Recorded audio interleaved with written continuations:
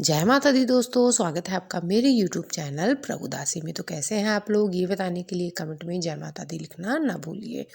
तो आज की वीडियो में मैं आपके लिए लेके आई हूँ गुप्त नवरात्रि की व्रत कथा।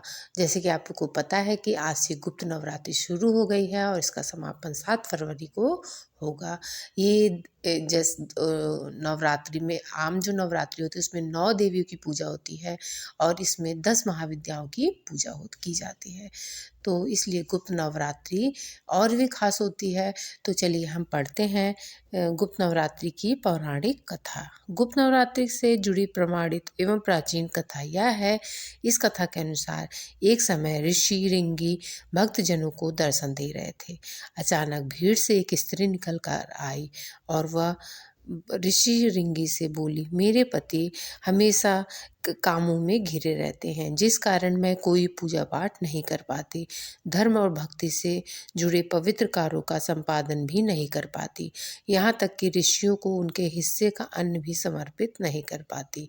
मेरा पति मांसाहारी है, जुआरी है, लेकिन मैं माँ दुर्गा की सेवा करना चाहती हूँ।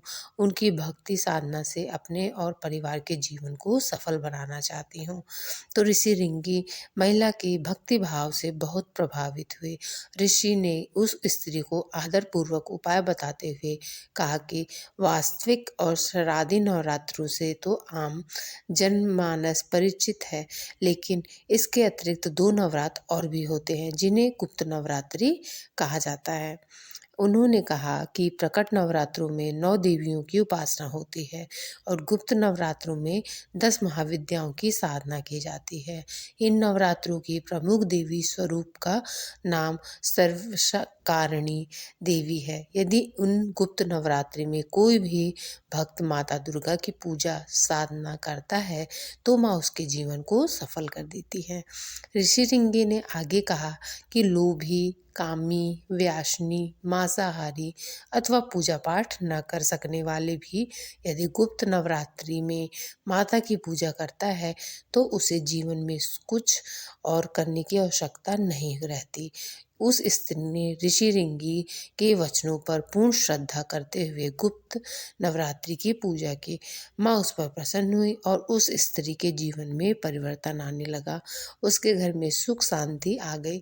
पति जो गलत रास्ते पर था वह सही मार्ग पर आ गया।